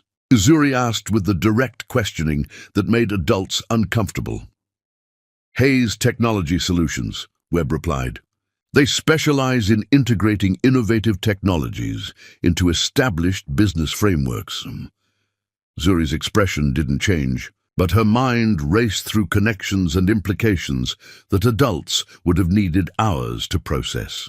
Hayes Technology Solutions was a subsidiary of Hayes Construction, which was owned by Jonathan Hayes, which meant her biological father was trying to buy access to her innovations through intermediaries. "I'll need to review their proposal with my legal team," she said neutrally, giving no indication that she had just unraveled a strategy designed to reconnect him to the daughter he had abandoned.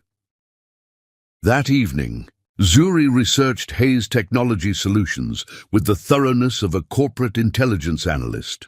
What she discovered was a company created specifically to acquire her technology, funded by Jonathan Hayes's personal investment, and designed to give him legitimate business reasons to establish contact with the daughter whose innovations were worth hundreds of millions of dollars. She never mentioned the discovery to her mother. At 12, Zuri Rivers commanded boardrooms full of grown men who had underestimated both her brilliance and her mother's. Draining. Chapter 9. The Revelation. Truth is a weapon that cuts deepest when wielded by those who lived through lies. The call came at 6:30 in the morning, interrupting Simone's review of quarterly projections while 14-year-old Zuri prepared for another day of running a technology company that now employed 47 people and held patents worth an estimated $200 million. "Mrs. Rivers," said the voice on the phone, professional but urgent. "This is Catherine Walsh from the Wall Street Journal. We're running a story tomorrow about the connection between your daughter and Jonathan Hayes.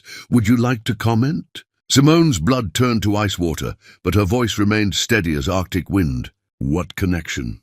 "Our investigation has revealed that Zuri Rivers is the biological daughter of Hayes Construction CEO, Jonathan Hayes, who abandoned his pregnant wife in 2004 and has had no contact with his child for 14 years. We're exploring the implications for both their business empires." The phone call that Simone had been preparing for since Zuri's birth had finally arrived. She had always known this day would come, had planned for it, had taught her daughter to be ready for the moment when their private tragedy became public spectacle. "I have no comment," Simone said calmly. "If you want a statement from my daughter, you'll need to speak with her directly. Is she available?" Simone looked across their kitchen at Zuri, who was listening to the conversation while working through advanced calculus problems that would challenge university professors. Her daughter's dark eyes, Jonathan's eyes, met hers with the calculating intelligence that had made her the youngest tech entrepreneur in American history. "She'll call you back," Simone said, and hung up. The next 24 hours unfolded like a controlled explosion that reshaped the landscape of American business journalism. The Wall Street Journal's front-page story ran under the headline, "Tech Prodigy Revealed as Abandoned Daughter of Construction Mogul," with photographs of both Zuri and Jonathan that made their genetic connection undeniable. The article detailed Jonathan's abandonment of his pregnant wife, his complete absence from Zuri's life, and the remarkable success both mother and daughter had achieved without his support or acknowledgement. But the real devastation came from the financial analysis that accompanied the human interest story. While Jonathan Hayes built a construction empire worth approximately $87 million, the article explained, the daughter he abandoned has created technology innovations valued at over $200 million. Zuritech's accessibility patents alone generate more annual revenue than Hayes Construction's flagship division. Within hours, every major news network was running segments about the most famous father-daughter story in American business. Jonathan's response came through a carefully orchestrated media campaign that demonstrated he had learned nothing about his daughter's strategic capabilities during their 14 years of separation. He appeared on Good Morning America with the kind of polished presentation that expensive public relations firms crafted for clients facing reputation crises. "I made the difficult decision to stay away from Simone and Zuri because I believed they would be stronger without my interference," he explained to sympathetic hosts. Everything they've accomplished because I gave them the space to develop their own identities and capabilities. I've always been proud of my daughter's achievements, he continued. Now that she's established herself as a successful entrepreneur, I hope we can begin building the father-daughter relationship that circumstances prevented us from developing earlier. Zuri's response came 12 hours later, during a live television interview that would be studied in journalism schools as an example of how superior preparation could destroy even the most carefully constructed lies. She had agreed to appear on 60 Minutes with Sandra Williams, the same reporter who had attempted to portray her as an exploited child genius 3 years earlier. "Zuri," Williams began, "your biological father says he stayed away to give you space to develop independently. What's your response to that explanation?" 14-year-old Zuri looked directly into the camera with the controlled fury of someone who had spent years preparing for this moment. "Ms. Williams, I have copies of every legal document filed in my parents' divorce proceedings. Jonathan Hayes didn't stay away to give us space. He fought to eliminate his financial obligations to us. He filed fraudulent insurance claims to stick my mother with medical bills. He attempted to seize custody of me only after learning I was profitable. He has tried to acquire my technology through shell companies for the past 2 years. She reached into a briefcase and pulled out a folder, thick with documents that made Williams's eyes widen with journalistic excitement. "These are emails between Hayes Construction and Hayes Technology Solutions, outlining strategies to gain access to my patents through business relationships. These are recordings of conversations where my biological father discussed acquiring my company without revealing his identity. These are financial records showing that every attempt he has made to contact me has been motivated by business interests, not parental love." The interview that followed lasted 43 minutes and systematically demolished every aspect of Jonathan's carefully constructed rehabilitation narrative. Zuri presented evidence of his abandonment, his legal attacks, his business espionage, and his current attempts to exploit their biological connection for financial gain. But the moment that would be replayed on news programs for months came when Williams asked about forgiveness. "Despite everything he's done, is there any part of you that wants a relationship with your father?" Zuri's expression softened slightly, and for a moment she looked like the 14-year-old child she was beneath her executive authority. "Ms. Williams, I learned about fathers by watching my mother work 18-hour days to build us a kingdom. I learned about loyalty by seeing her sacrifice everything to give me opportunities. I learned about love by growing up with someone who fought the world to protect my dreams." She paused, gathering herself for the words that would define their relationship forever. "Jonathan Hayes contributed DNA to my existence. That doesn't make him my father. That makes him a sperm donor who abandoned his responsibility and is now demanding credit for the empire we built without him." The response was immediate and overwhelming. Social media exploded with support for Zuri's position. Business magazines published analysis pieces about the financial success of single-mother families. Harvard Law School invited Zuri to speak about family, law, and parental responsibility.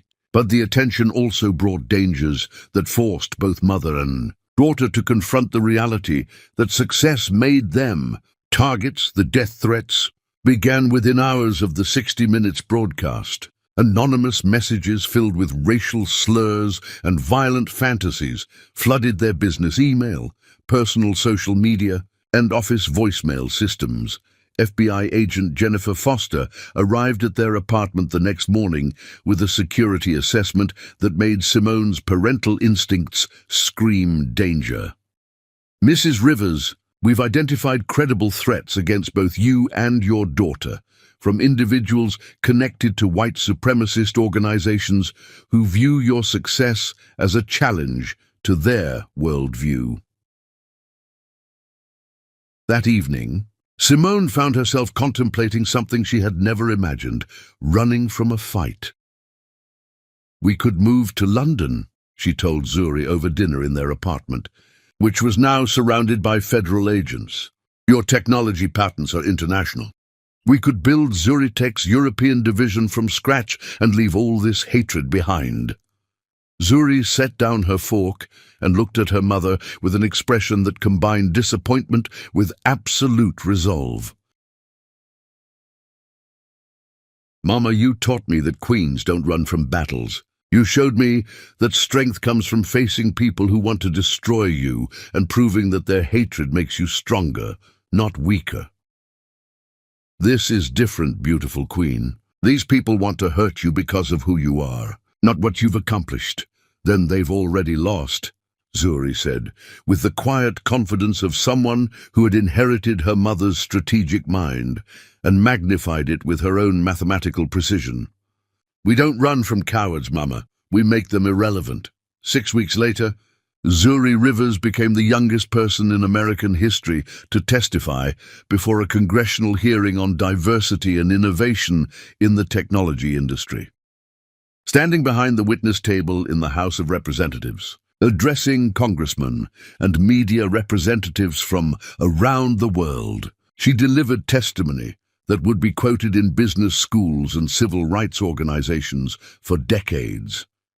Representatives, she began, her 14-year-old voice carrying across the chamber with absolute authority. America's technology leadership depends on harvesting intelligence from every community, every background, and every kind of mind. When we exclude people because of what they look like rather than what they can contribute, we handicap ourselves in global competition. The standing ovation lasted 7 minutes. 3 months later, Time magazine featured Zuri on their cover as Person of the Year, the teenager reshaping America's future. Jonathan Hayes watched his daughter testify to Congress and realized he wasn't just losing a custody battle, he was losing the war for his own legacy. Chapter 10. The Empires. Hunt. The greatest victory is not destroying your enemy, but building something so magnificent that their hatred becomes irrelevant. The October morning that would reshape American business dawned crystal clear over Chicago, as if the universe had polished the sky for the final battle between empires built on opposite foundations. In the penthouse conference room of the Federal Building, 3 presentations lay waiting for the government officials who would award the largest artificial intelligence contract in United States history. $2 billion. Winner takes all. Simone Rivers, now 42, and commanding a consulting empire that employed over 800 people across 12 countries, sat at one end of the mahogany table, reviewing her proposal with the calm focus of someone who had spent 20 years preparing for this moment. Rivers Consulting had evolved from kitchen table dreams into the most innovative business strategy firm in North America, known for solutions that competitors called impossible until they watched them succeed. Beside her, 19-year-old Zuri Rivers radiated the controlled power of someone who had graduated from Harvard at 17 and built Zuritech into a company valued at $500 million. Her accessibility innovations now powered technology used by over 100 million people worldwide, making her the youngest billionaire in American history and the most influential voice in ethical artificial intelligence development. At the opposite end of the table sat Jonathan Hayes, 54 years old, and desperately trying to salvage a construction empire that was hemorrhaging clients, talent, and reputation. Hayes Construction's proposal for the AI contract represented his last chance to compete with the family he had abandoned 20 years ago. The symmetry was perfect and devastating. "Ladies and gentlemen," announced Secretary of Technology Amanda Foster, "will begin with Hayes Construction's presentation of their artificial intelligence implementation strategy." Jonathan stood with practiced confidence, but his hands trembled as he activated his presentation. The years had not been kind to the man who had once walked away from everything that mattered. The Hayes AI platform represents traditional American values applied to cutting-edge technology. Our approach prioritizes established security protocols and time-tested implementation strategies.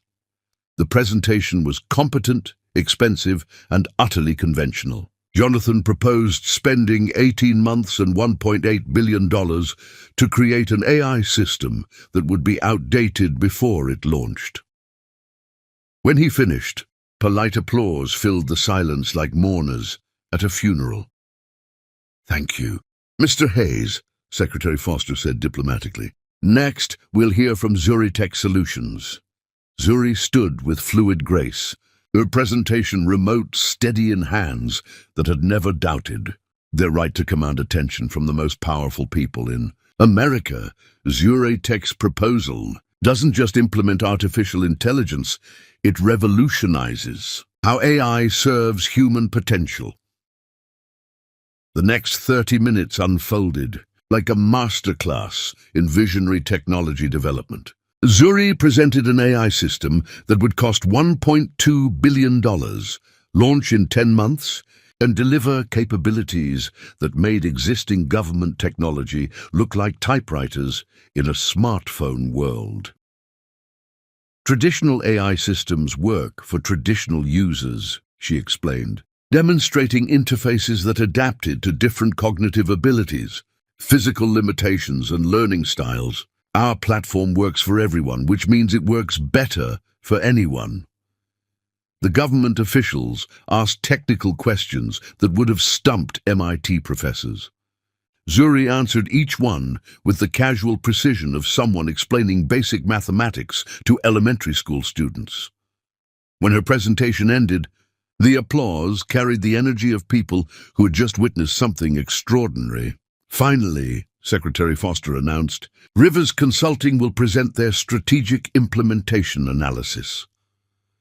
Simone stood with the authority of someone who had spent 20 years proving that excellence knew no boundaries. Her proposal wasn't just about artificial intelligence, it was about transforming how America approached innovation, diversity, and strategic thinking.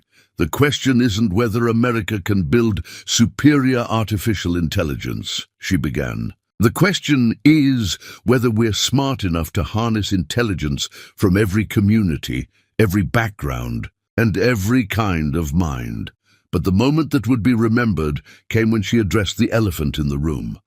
Some of you might wonder whether personal history affects professional judgment. I can assure you that the best strategy comes from evaluating results, not relationships. Rivers Consulting recommends Zuri Tech Solutions because they offer the most innovative, cost-effective, and ethically sound approach to artificial intelligence development. Jonathan's face flushed with recognition of what had just happened. His ex-wife had not only outmaneuvered him strategically, she had demonstrated that her judgment transcended personal vendetta. The voting was unanimous. Zuri Tech Solutions won the contract, with Rivers Consulting selected as the primary implementation partner. As government officials filed out discussing timelines and security clearances, Jonathan lingered near the conference table, studying the family he had abandoned with expressions of loss so profound it felt like watching someone realize they had thrown away winning lottery tickets. "Simone," he said quietly, "could we talk?" "Privately? We are talking," she replied, packing her materials while Zuri collected congratulations from officials. "What did you want to say?" "I made mistakes. I was young, I was pressured, I wasn't ready for responsibility. But seeing what you've built, what she's accomplished, maybe we could find some way to—" "No," Zuri said firmly, her 19-year-old voice carrying the finality of someone who had spent years preparing for this conversation. She walked to Jonathan with confident strides that echoed her mother's refusal to be diminished by anyone's limitations. "Mr. Hayes," she said with professional courtesy that made his name sound like a business transaction, "you had 20 years to contact me. 20 years to express interest in my life, my education, or my well-being. Instead, you spent those years trying to exploit my success for your benefit." She reached into her briefcase and pulled out a folder that made Jonathan's face turn ashen. "These are copies of the tax evasion documents my mother photographed in 2004. I've had them since I was 12 years old, waiting for the right moment to decide whether you deserved the opportunity to change." Jonathan stared at the evidence of crimes that could send him to federal prison, his mouth opening and closing without sound. His legal team had prepared him for business negotiations, reputation management, even hostile media coverage. They had not prepared him for his teenage daughter to produce evidence of federal crimes with the calm precision of a prosecuting attorney. "You kept those for 7 years?" he whispered. 7 years, 4 months, and 16 days, Zuri corrected with mathematical precision. "I've been studying your business practices, your legal vulnerabilities, and your financial weaknesses since I learned to read corporate filings. Not for revenge. Revenge is inefficient. For insurance." She handed him the folder, but retained copies for herself, with the foresight of someone who understood that evidence shared was evidence potentially destroyed. "I'm not giving these to the IRS," she continued calmly, "because revenge is a waste of energy that could be spent building better things. But I want you to understand something clearly.